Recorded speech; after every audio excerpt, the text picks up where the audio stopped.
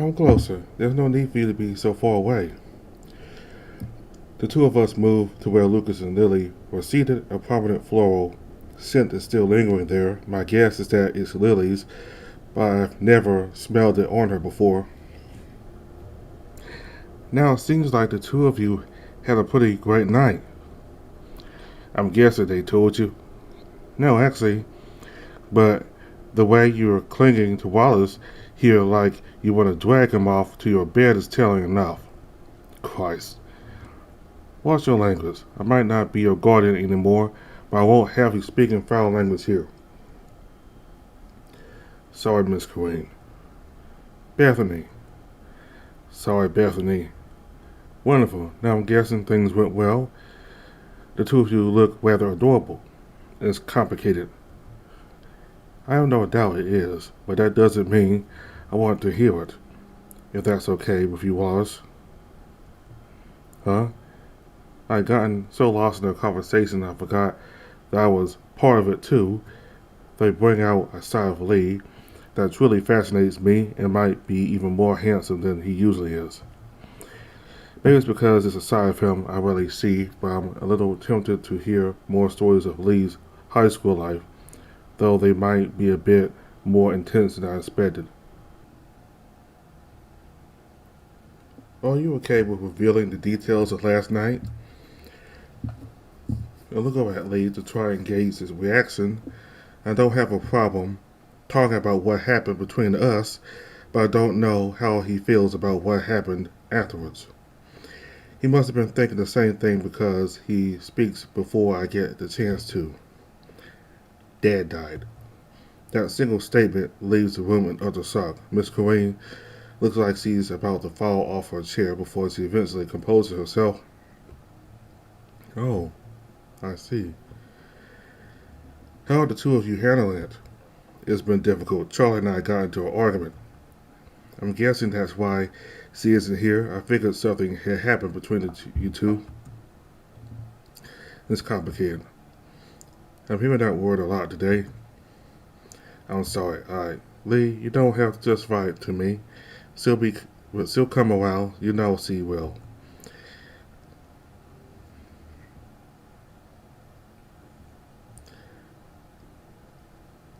Leigh, you don't have to justify it to me. She'll come around. You know she will. That's what he's been saying. Of course, you don't need me lecturing you. You know her better than anyone. Thanks. If you ever need to talk or sort out your thoughts, you can come to me. But I can tell you don't want to talk about it now. So tell me about yesterday. Did you take my advice? Did you take innocent little Wallace to a club? Wait, the club was her idea too? Damn it. Oh, don't be like that. I just gave him the nudge he needed. It's a perfect place for him to take you. He always lets loose while he's there. He did act a bit differently when we were dancing. And, and, did you have a good time? Suddenly, I've become the focus of the conversation and I can feel myself melting in my chair. I can't form the words to answer it, at least not this kind of answer. The best I can give is the best I can give a small nod of my head. Sounds like you did a great job, Leigh. Look at him. You better take care of him. The gulp that I hear from Leigh as she looks towards the wall is telling me, well, it's telling enough. She does a really good job of hitting us where it's sensitive. She reminds me of my grandma when she embarrassed me at family gatherings. Now, come on. Who's going to tell me? Who's going to tell me or do I have to call Charlie? Fine, I'll do it. I can't tell if it's because he's worried about how upset she is at him, or if it's because he's worried he's going to get embarrassed further if she gets involved. If I had to guess, it's a bit of both. But Miss Corrine looks more than happy with herself, so I have to assume she planned this from the start. It's scary how well she knows him, but it's hard to not be impressed by her. Well, I'm waiting.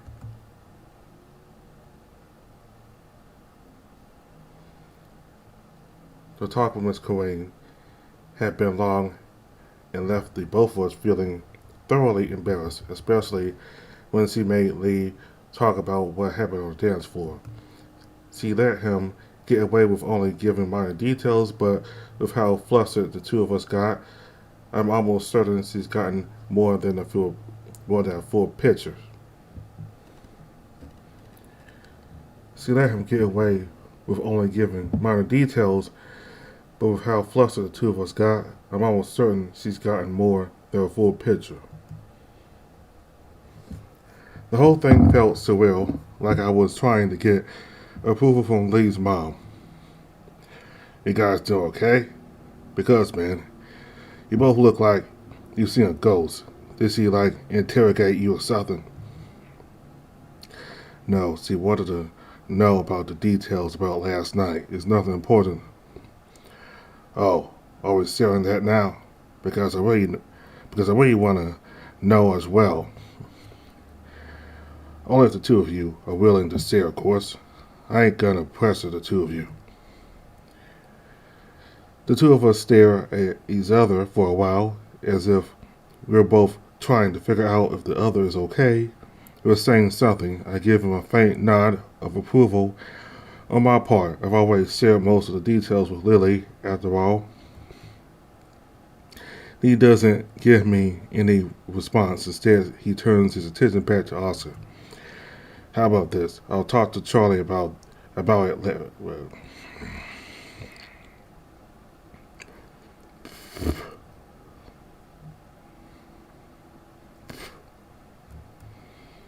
How about this? I'll talk to Charlie about it first, and then maybe I consider telling you. Score. I'll take that. Thanks, man. I didn't really do anything. But Oscar's already jumping away to Lily and Lucas, who've been quietly chatting near the front gate. Apparently, Lucas had been getting a little overwhelmed and wants some space from all the loud space.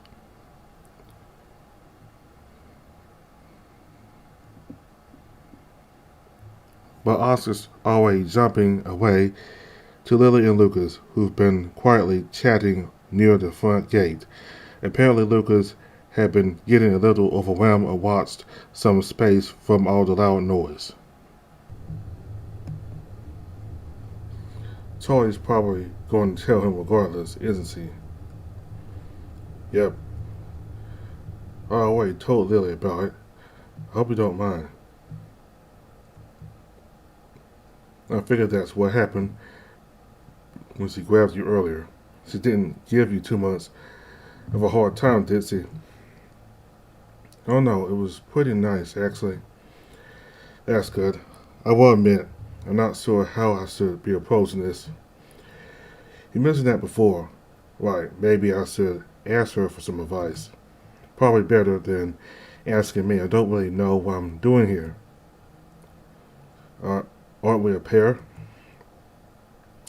I'm excited, though, and that's what matters the most, right? You're right. Should we go meet up with the others? That's probably best. I should tell them. I should tell them some of the stuff I found. You think they're hiding something? Not maliciously. I just think there's stuff they don't want to share. But do you? But you do think you're hiding something? But you do think they're hiding something? It just makes sense. I don't know if it's any of our business, though. Maybe Mercy did something personal for them. It isn't really any of our business. You just thought it was strange, right? Yeah. Well, I'm sold. That's it? You're just gonna believe it like that? Why not? You might be right. But he might be right. It's not like we're gonna know anyway, you know? Plus, I think he's on to something. Call it a hunch. You've been having an awful lot of hunches lately. What can I say? I'm a people person, and I like to think I have a good intuition. I'm more surprised you know what that word means. Right? I'm full of surprises today. Well, we won't know until we read the diary, and no, that's not an invitation to go read it, Wallace. You need a break. I try not to let it. I try not to let out a huff. I understand where they're coming from, but I'd rather learn more about this Helena situation, even if it means having a few more nightmares. I appreciate Lily and Leigh immensely, and I can't fault them for what they're doing, but it does feel like they're restricting my ability to find out more about what's going on. But it's a trade-off, I suppose. I can't really complain about everything I've gotten because of it. I'm sorry if that wasn't really worth everyone's time. What do you mean? I think we all had a pretty good time. Plus, it's not like we can't come back here later. There's always more questions we can ask. We have the whole semester after all. Yeah, man. Don't take it so seriously. It's just a media project. Right, yeah. Sorry, I got a little lost in my own head here. You do that a lot. Yeah, it's a bit of a bad habit. If it worries you that much, we can talk tomorrow and plan out what to do next. That's what I do when I'm worried about school. Man, that sounds like a lot of fun. I ain't into planning. I ain't into planning much, but I'm always down to hang. It won't just be hanging. It'll be work. Yeah, yeah. We'll see about that, Grumpy. Now let's go get some lunch, everyone. Sound good, Wallace? That sounds nice. We ended up spending a bunch of the day together until Lucas decided he had enough social interaction for one day and wanted to go home. That didn't stop Oscar from tagging along with him, though, leaving the rest of us to head home alone. Lily, Leigh, and I decided to hang around a bit longer, but it wouldn't be too long before Leigh would have to get home. He still had everything with Charlie to deal with. Lucas and Oscar have gotten a lot closer lately. Why am I just imagining things? No, you're right. Oscar's been trying really hard to chip away at Lucas's resistance. I think he might actually do it. Good. He might actually be good for him. Well, you really changed your opinion on him. I'll say, before you were all like, Oscar's nothing but bad news.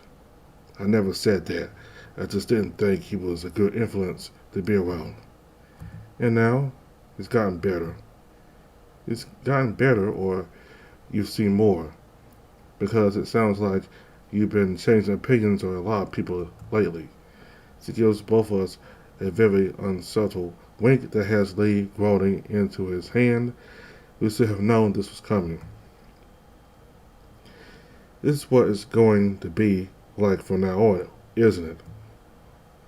Only if it doesn't bother you too much. We might as well get used to it. Charlie's going to be a lot worse, and when Oscar hears about it, it'll be hell. And I know hell. When, huh? You decided to tell him? Why hide it? Charlie will tell him anyway. She can't keep a secret to save her life. Well, I can safely say she's a blast to be around, so I say she's forgiven. She snickers softly under her breath, but there's no ill intent in anything she's doing, and both of us know it. It's hard to not smile along too, especially with things as good as they are. Well, I think it's time we all split off, right? That's probably for the best. I don't think I want your dad coming after us. You can say that again. Am I missing something? My dad's a little protective ever since, you know. Oh, right. It's not that bad. It's just a little smothering. Reminds me of someone I know. Leigh just gives a huff and ignores her, pretending to be distracted by a very interesting pile of leaves on the ground. Well, I'll catch you two in class tomorrow. You two going to be staying the night together again? Um, should we be? Do you want to? You're in college. There's no adults to tell you no.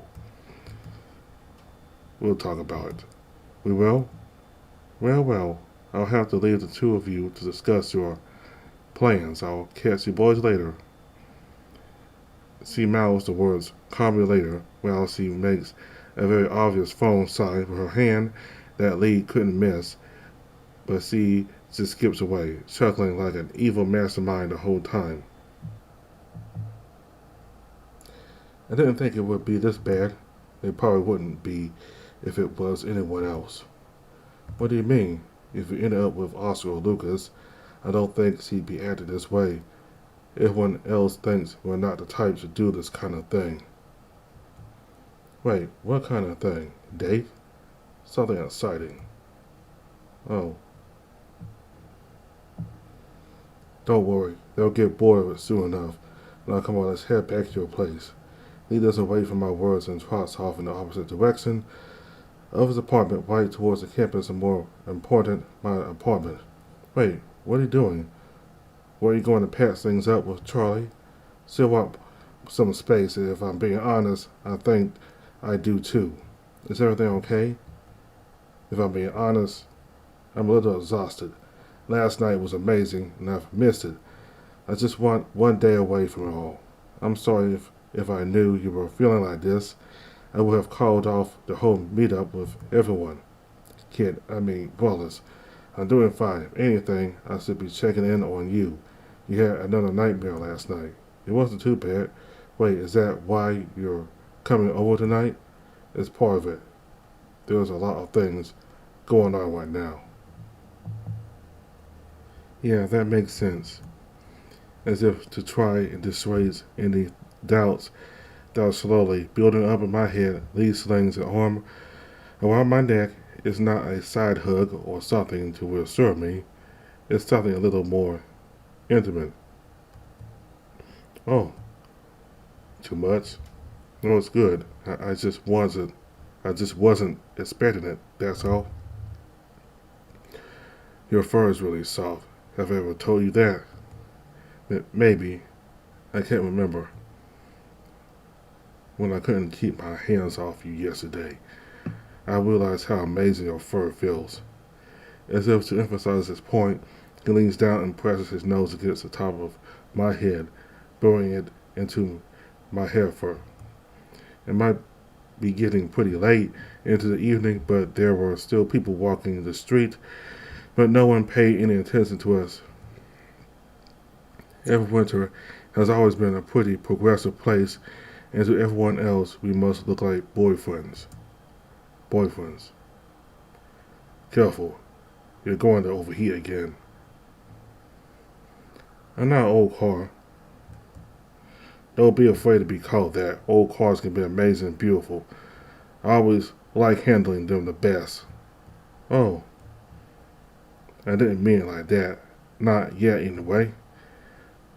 When will that happen? I've never really done it. When it happens, I won't push it, but if the moment feels right, we'll try something.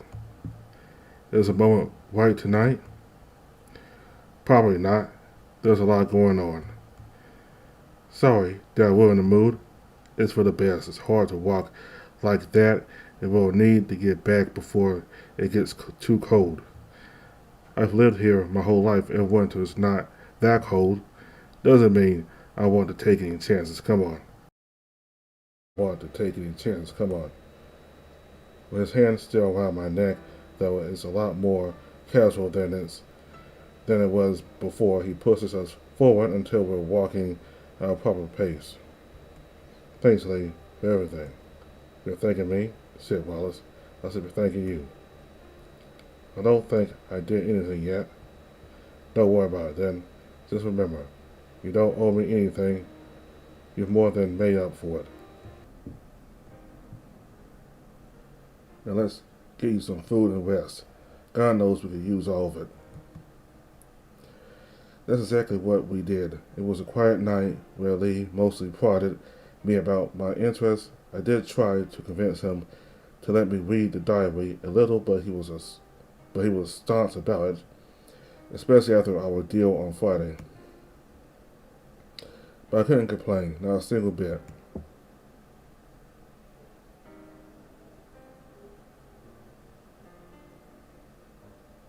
I'm sitting in an uncomfortable sofa in the middle of a living room I swear I've never been in before. Despite this, it feels oddly familiar, but my mind is too foggy to realize just where. I've seen this before. I don't know why, but I feel more sluggish than normal. There's a little voice in the back of my head telling me to be alert, but I struggle to rationalize why. After all, this living room feels very cozy and lived in. I just wish I knew how I got here. Everything's just a blur. What had I been doing before I came here? I was out at the park with everyone, and then we went to the orphanage again. What happened after that? Did we go visit someone else? Maybe this is Lily's house? But none of those answers feel right, and I shake my head trying to clear the fog that's making it so hard to think. That voice in the back of my head suddenly doesn't seem very crazy. I manage to focus enough to really get a look around me, and I figure out exactly why this place seemed so familiar, but that only put me further on edge. It's from my dream. The moment the words leave my lips, I cover my mouth with my hands in an attempt to not alert anyone in this house. After all, if this is a dream, this time I don't know. I don't want to know why I'm here. I try to recall what happened in the dream last time. All of a sudden, it's a lot harder to remember. The only thing I seem to be able to recall is how I felt at the time. I was helpless and I couldn't control my body. It was like I was moving on autopilot. I remember feeling strange, like the emotions I had weren't my own. And then there was panic and nothing. What happened that made me feel so scared? Even recalling it now, I wasn't just scared or a little unnerved. I was terrified. I don't think I'd ever been so scared in my life. Damn it, why can't I remember? I look around the room trying to see if there's anything strange or any signs of inhabitants, but other than the signs of wear that comes from years of use, there aren't anything that implies anyone lives here. If anything, it's eerily silent. I almost want to turn something on just to have some ambient sound, but I'm not that stupid. Maybe I'm lucky and no one's home. Taking a step forward feels like I'm making the toughest journey of my life, but the soft carpet muffles any sound I would have made. I've never been more glad that a place doesn't have wooden floors. But having this level of agency feels strange. My memories of the dream might be hazy, but I remember my inability to control myself very clearly. Why can't I move normally this time? Does that mean this isn't a dream, or does this mean it's like the others, like the hospital or whatever happened in class before? It was hard to tell the difference then as well. I look around for any clues that might hint as to where I am, reality or otherwise, but all I can find are a bunch of nondescript furniture. There's a worn down sofa that's covered in many things, from strands of gray fur to stains covering the whole thing. Whoever used this had little care for what condition it ended up in. But other than that, the only thing I can focus on are the photos or the lack of photos. They seem like photos, but when I take a closer look, I can make out any details. It's just like my dream. I remember they were murky and hard to decipher then too. So does that mean I'm in a dream? I pinch myself, but all I feel is a sharp spike of pain, which only makes the pit of my stomach sink further. I really hope this is just a really detailed dream that can imitate pain. But a little glimpse of hope floods in as I look behind me and notice something I didn't see before. The front door, finally, escaped. Not wanting to mess around any further, I move towards it only to notice something very major missing. There doesn't seem to be any doorknob for me to grab. It isn't just missing, it's like it never existed in the first place, and any attempt I have to push or dig my fingers in to pull it open only prove futile. There doesn't seem to be a way for me to get out of here, not without breaking the whole door down, and I don't think I could do that. I wish Leo Austin were here. Maybe this was, maybe this is like the hospital, and they're just somewhere else. But if it is just a dream, then does escaping out of the front door really matter? For all I know, I might just lead nowhere. This is all very confusing. I decided it isn't worth it to just keep messing around with the door and opt to investigate the rest of the room. I come across some stairs, but the thought of walking up them only fills me with a lingering sense of dread. Whatever was up there, I'm certain it was what caused my spike fear last time, and if it's that bad, then I don't want to know. I'm about to continue searching until something catches my eye, a door down the hallway just a bit away from the bottom of the stairs. Memories of this little section quickly resurface. That's where I woke up last time. Why didn't I wake up there again? But I don't remember seeing a door there. Did I miss it, or am I just forgetting that detail as well? It's slightly open and I can make out what looks like a dresser, so I can only assume this is someone's bedroom. Before my better judgment can tell me not to, I'm already pushing my way through the door, drawn to it by what I can only describe as curiosity, though there's something else to it as well.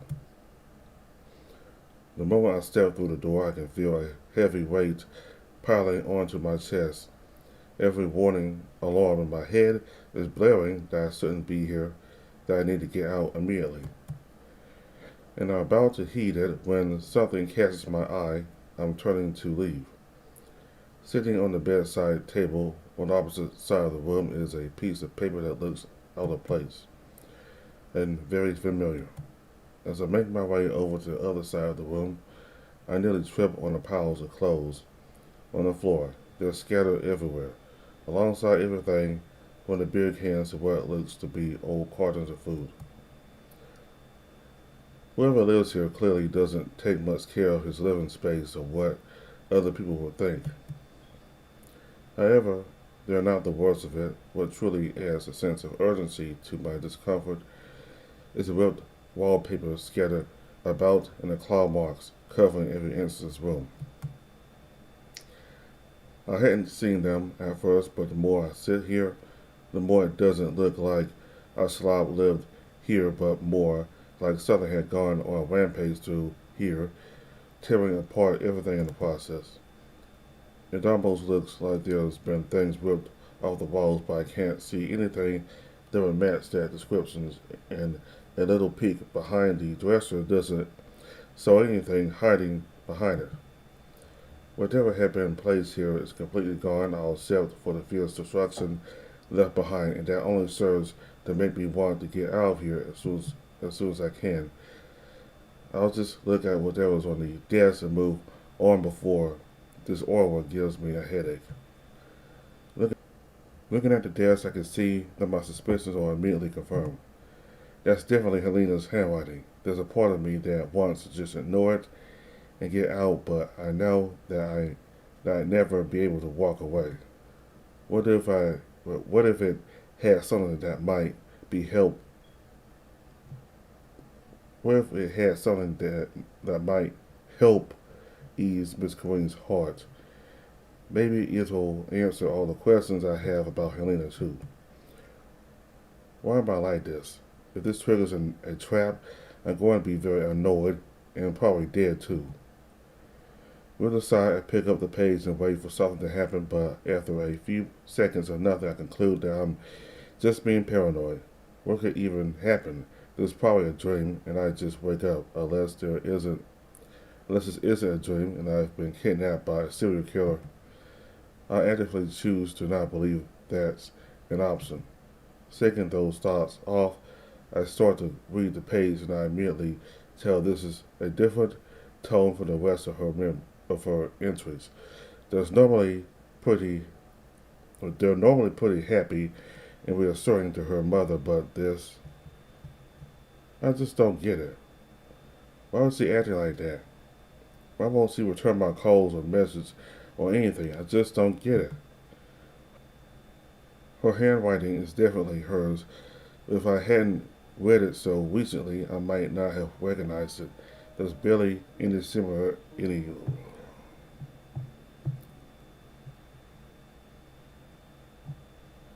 Her handwriting is definitely hers, but if I hadn't read it so recently, I might not have recognized it.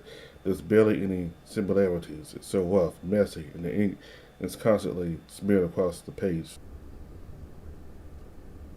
I can't tell if it's because of all the dried stains covering the page or if she just she was just so frantic that she smudged it. That's not even mentioning all the scribbled out lines. This is barely readable as it is. Every second line is covered in mass scribbles that makes it incomprehensible. She must have been seriously upset, though. It might be more accurate to say she was in complete hysterics. It's a stark contrast to what I'd been reading before. What happened? I thought it would be just one little thing and we could talk about it, but she's been avoiding me for days. Mom, fucking days. We never went this long without talking. It's all over nothing. I just don't get it. We were supposed to talk to each other about everything. What changed? What is that big of a deal? She knows what's going on, and she just. A loud bang echoes throughout the building, giving me enough of a fright that I drop the page. I'm about to bend down to pick it up when I hear it, a barely audible noise that sends a chill through my spine.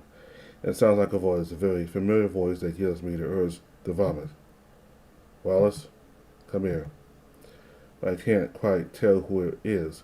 It sounds like so many voices mixed together, but none of those options help with the nausea I'm feeling. Forgetting about the page, I make a mad dash for the bedroom door, tripping over the mess and having to catch myself on the bed frame. If this room was uncomfortable before, it's suffocating now. There's nothing immediately out of place in the next room, and the voice is gone. Did I just imagine it? Is the diary getting to? But the moment my eyes look up at the second floor, I see something that shouldn't be there. At the top of the stairs, there's an entrance to an attic that definitely wasn't up there before.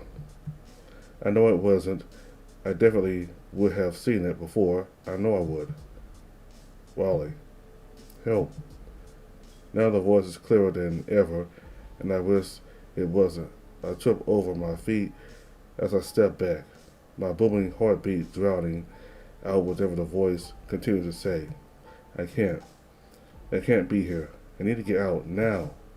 But just as I'm about to get back up, the trapdoor to the attic flies open and I freeze, my eyes widen in horror as I watch black ooze, smoke as it pours out. It isn't acting like smoke. It isn't acting like smoke normally does. It isn't floating out of the hole. It's crawling out. Tendrils of smoke whip out and slam into the ceiling, tugging like it's pulling itself out, like it's alive. I'm trying to get myself to move, but it's like my body is paralyzed. It won't listen to me. I need to move. Just get out of here before whatever that is gets to me. Move. By the time I finally get myself back to my feet, the smoke dies out like it's fully awoken and careens down at me like a tidal wave. I'm barely able to run down the hallway before the smoke whips out against the spot I'm in. I expect to see it flooding the entire room, but it stays together like a singular entity, like it's alive and just trying to get to me. Deep down, I know it's trying to drag me back with it, and I know there won't be anything but pain waiting for me in there. Whatever's making that voice has to be controlling the smoke too. Come on, Wallace. Please just wake up. Just wake up already.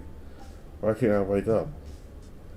I run for the door leading to the bedroom, but it's not there anymore. It's missing. Where did it go? There's no time to figure out what happened or where it went. I have to find somewhere else to go. Looking further down the hallway, I see another door that I didn't notice before. Without anywhere else to go, I rush into the room to see a familiar sight, but I can't remember where. It's a small bathroom, one decayed from heavy use and very little maintenance. There's a sickly smell in the air, but I don't have time to worry about that as I slam the door behind me, praying that the lock is more intact than the rest of the room. I crawl back, looking to see if there's any kind of window I can climb out of, but there doesn't seem to be one in sight, not even a vent. I consider hiding in the bath for some protection, but there's an inky liquid at the bottom that scares me away. All I can do is press myself back up under the sink and just watch the door until I can see something slam into the door. I'm waiting for it to burst through the door or slip through the cracks, but after a few seconds nothing happens. That's until I hear a very familiar growling when that runs a chill through my spine, makes my blood run cold. I can't place where I heard it, but I can feel the danger exuding from it. My claws dig into the dirty tiles beneath me as I watch for whatever creature that came from to take the smoke's place, but the next slam doesn't sound like it's against the door. The ground rumbles as it sounds like there's a fight between whatever's out there. I don't know why they're fighting, but there isn't anything I can do about it. All I can do is wait and hope something saves me.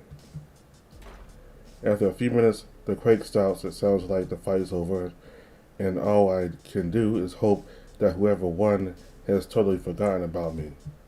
Wallace. My hopes are dashed when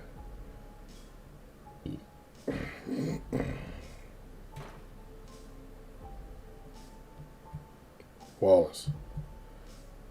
My hopes are dashed when I hear something scrapping against the door, that growling returning louder than ever. It feels like it's vibrating the whole room and through my body. Wallace. The door starts shaking as whatever's on the other side tries to get in. There isn't even an attempt on the knob, and from the sound of crunching wood, it's more likely it's trying to burrow through. Wallace! What kind of claws does this creature have? Is this going to be it? I can't handle this. Leigh, where are you? I need... Wallace, wake up. I suddenly lurch up, feeling the blood rush to my head as a blinding light suddenly overwhelms my senses. I'm forced to cover my eyes just to stop the burning sensation. My head throbs with the worst headache I've ever felt in my life, enough that I start to feel like I'm going to be sick. My legs feel like they're being constricted by something, and I swiftly kick off whatever's holding me down, wanting to get away from that monster. I can't let it take me. Wallace, calm down. But I can't trust the voice, not after everything it was whispering before. Who knows who it might imitate next? Stop, you were just dreaming. Finally, I can feel something warm wrap around me, and I flinch, waiting for whatever's claws to sink into me. But after a few moments, it's clear that isn't going to happen. I let my eyes adjust to the light until I see that Leigh's holding me tightly against him, and the thought of us are sitting in my very messy bed. My blankets are covering the floor, and barely half of the seats remain. What happened? I'm barely able to wheeze out, or to wheeze it out. I'm barely able to wheeze it out with how dry my mouth feels. Each of those words feel like sandpaper on my tongue. Jesus, kid, you were sleeping and you started mumbling. Then all of a sudden, you thrashed about and nearly clawed my face off. I did what? Sit, my throat hurts. You started to hyperventilate and I had to wake you up before you hurt yourself. Have you calmed down? I think so. My heart's racing and I feel awful, but I'm okay. You sound like shit. Let me get you some water. Will you be good by yourself? Yeah, it was just a bad dream. Thanks for waking me up. We're going to talk about this. Let's just get you in better shape first. Do we really have to? Leigh doesn't even justify that with an answer as he disappears out of the room to get me a drink, and I'm left to really ponder everything that just happened. It happened again. It wasn't just a strange dream like last time where I couldn't control my body. This was just like those other times. I haven't even been reading the diary since we had that hospital nightmare, though. Not properly. Why am I still having them? I thought it would be over if I just took a took a break like Leigh said. What was that place anyway? This was the first time I'd been to the same place in a dream. Well, these kinds of dreams, at least, and this isn't the usual house that plays my nightmares. Then again, I started to feel it creeping in again. I know that attic wasn't there when I first walked around, and it was very, very familiar, not just a vague feeling either. It's something burned into my memory forever. That growling was familiar too, but I can't quite place that one. So much of the previous nightmare is just a blur. I have a feeling it's from there. I'm glad Leigh woke me up, but there's a part of me that wishes I got to see where it went I feel like there was some because I feel like there was more for me to figure out. Then again, I'd probably have just been attacked by whatever was on the other side, so I got lucky. Stop that. You're going to give yourself a migraine. I nearly jumped out of my skin as Leigh seemed to suddenly appear next to me, holding out a glass of water with a very worried look on his face. You're back already? I've been back for a few minutes. He was staring into space. Are you sure you're okay, kid? All I can do is pout as he returns to call me kid. I think he's doing it on purpose since he knows it annoys me. I guess I do deserve it for worrying him so much, especially what I'm going to suggest today. I take the glass out of his hands, and it is only then that I realize that he's still only in his underwear. He'd gone to bed in it again last night, and I guess he never put anything on. Do you walk down the kitchen just in underwear? What, Wallace, you have a sink in the bathroom. You're clearly not thinking straight. I'm sorry, I'm just a little out of it. Because it's a nightmare, right? Yeah. We really should talk to everyone about changing this project to something else. It's clearly bothering you, and it's not worth the shit you're putting yourself through.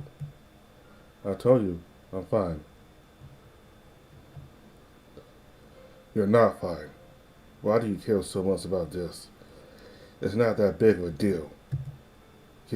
Wallace, what's going on? I wanted to find out what happened. I need to know why she did it, and maybe if we figure that out, maybe people like Miss Cobain could get some closure, you know? You want to read the diary again? After everything that's happened, you still want to read it? Just a little bit, to at least check what I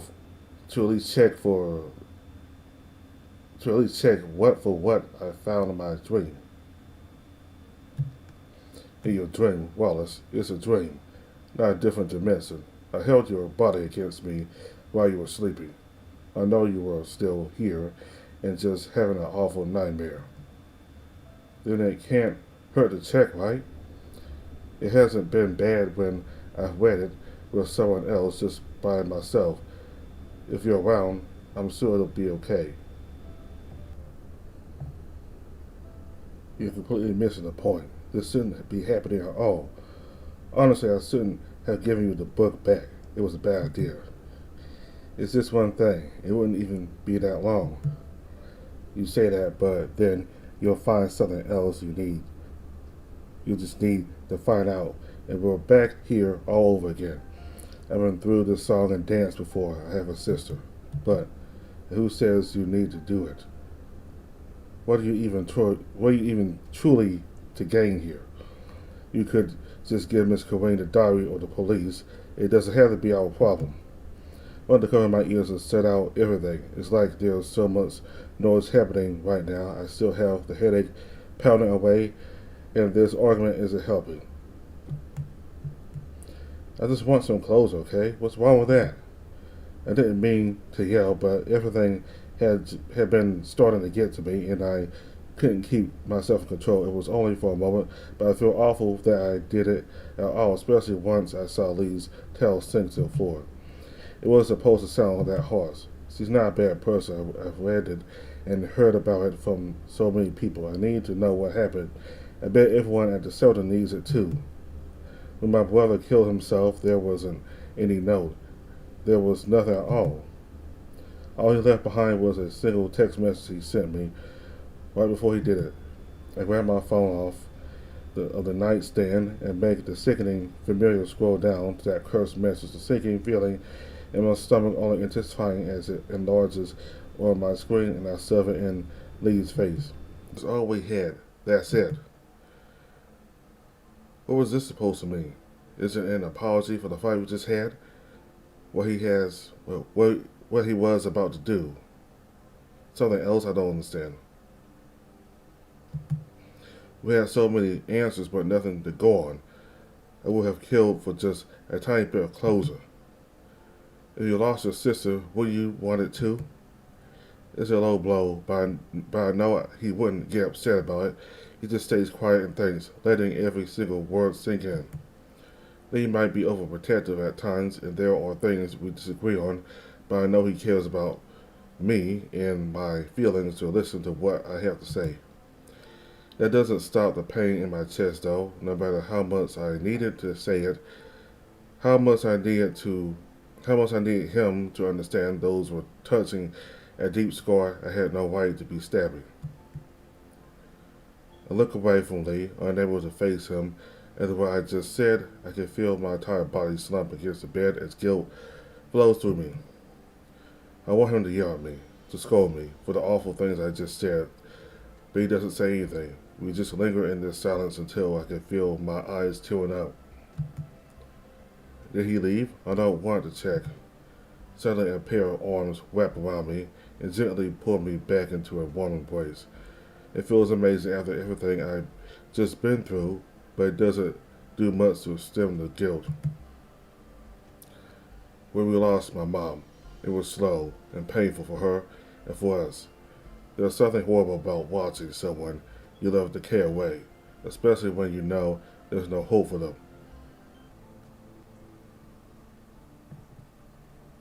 I'm sorry, I shouldn't have. It wasn't just her that was wasting away either. I watched my father die along with her. It was awful. But I'm grateful for that time I got to spend with her. On her deathbed, I got to talk to her one last time. I wasn't very old yet, but I wasn't young either, not like Charlie was. She didn't get it, not really. She left, but I knew that she loved me with everything she had because I had those final precious moments with her, and I'm sorry you never got that. It's not. But he covers my mouth with his hand, not enough to truly muffle it, but it's a clear sign that he wants me to stay quiet. I don't approve of any of this. I want you to know that. I don't like this self-destructiveness. But I'm not going to sit here and tell you to stop, not after knowing what this means to you. Really? But I don't want you winning this alone, okay? I know I've said this 1,000 times, but I mean it. No more. I get it. This fucks you up, and it's personal. That doesn't mean I'm gonna let you destroy yourself like this. So we'll do it together, and I'll support you as much as I can. Sound good to you? As if to emphasize just how much he means every word, he squeezes me and presses his nose deep into my neck, forcing me to hold back a settle so I don't ruin the moment. Though I wouldn't trade this for the world right now. My eyes feel wet, but they're not because I'm upset. It's the opposite, really. I feel safer than I've felt in a long time. We stayed like that for what feels like 30 minutes, though I doubt it was anywhere near that long, but neither of us want to pry the other away. Not until Leigh finally relents. Come on, we should get out. You're going to be late. Can't we do this a little long? Wait, what do you mean late? It's Monday. You have most of your classes today, don't you? Oh God, I totally. Wait, what time is it? I was going to read the diary soon. It's nearly 10. Now come on, you have your first class soon, right? I regret to tell you about my schedule. Though if we hadn't stayed up late cuddling together, maybe I would have woken up at a reasonable time. It wasn't my fault. There was just so much I had to go over with him. He was more than happy to just listen to me ramble, mostly about music. It wasn't until we were getting ready to sleep that he admitted that classical performances weren't usually his thing. That was very embarrassing. Though he tried to tell me that he was listening and enjoyed it, I still can't help but feel a little dumb. Still had a fun night, even if I'm suffering for it now. Someone has to be responsible one around here. God knows it isn't going to be any of the others. You're using religious metaphors feels very strange now. If you want, I can recite scripture for you. You know them off by heart? Of course not. Who do you think I am? I'm a mechanic, not a priest. That makes him crack a smile. It is enough to get me giggling as well. After our little spat, if you can even call it that, things are lightening up already. If anything, there's a weight off my shoulders. Not all of it, but enough. Now get up. I'm not letting you be late because you want to stay in bed and cuddle. We can do that later. Really? Yes, Wallace, we can do that later. And don't worry about the diary thing. We can read it with everyone else after class this evening. All right. I totally forgot that we all be together. I never realized you were this much of an airhead. Well, not usually. This morning has been just a lot. That's an understatement. What are you going to do? Well, after I walk you to class, I'll head into work to see what Graham wants to do. I got some classes this afternoon, too.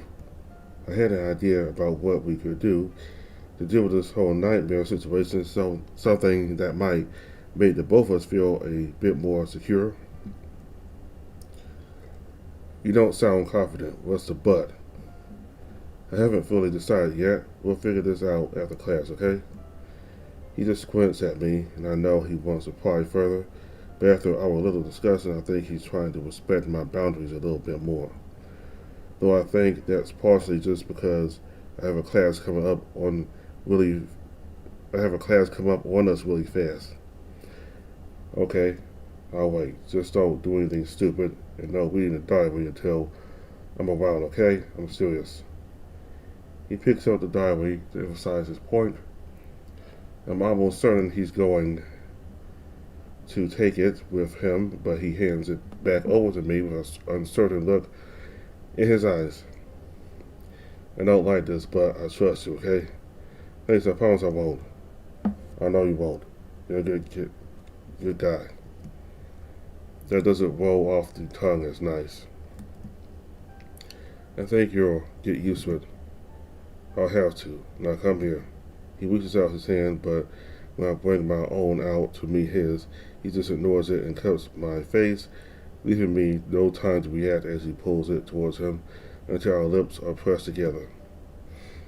My mind short circuits as I gasp and allow his tongue to slide into my tongue, leaving electric shocks wherever it tongues. I'm barely able to revel in it before he pulls away, breathing a little bit heavier while I'm left totally dazed. What? But he doesn't respond, just chuckles and gives me another quick peck on the forehead before he pushes himself back onto his feet and packs his stuff up. By the time I waggle my brain back under my control, he's slipping out the door, and I'm left alone with only the diary on my lap to keep my company. The temptation that usually there is weaker than normal as my brain can only focus on what just happened. Maybe that was his intention either way. It was amazing. Oh crap, class is almost starting. I saw the diary alongside a few other necessities into my bag as I zoom out, hoping that I'm not going to be late after all those distractions.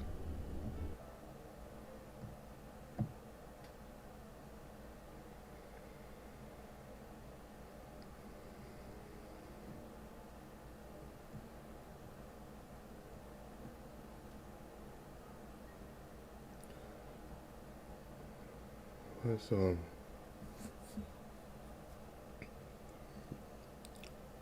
Leigh got to discuss Charlie with Miss Corinne, and Miss Corinne just told Leigh to, just wait until it's good for Charlie to get over it. You know, Charlie was upset that Leigh wasn't quite as happy that their father was dead. She was very happy that their father was dead, but the fact that Leigh hesitated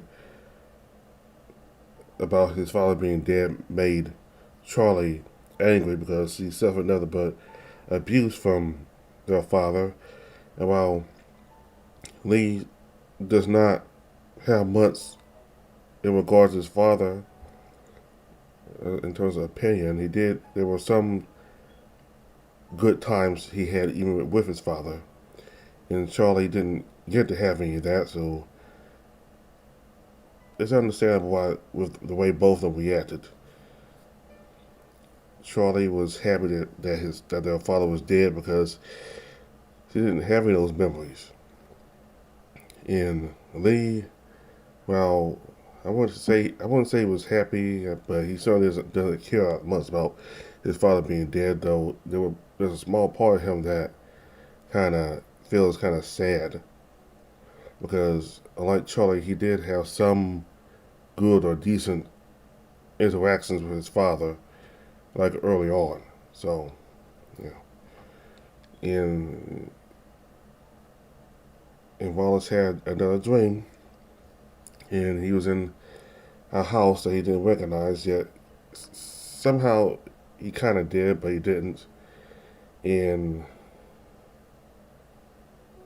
there was scratch marks in the house, and he was able to read more of the diary.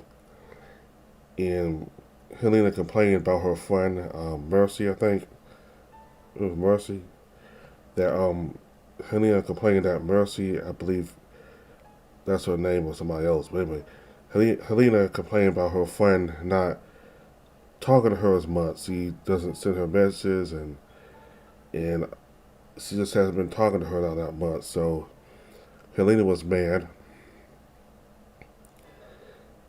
So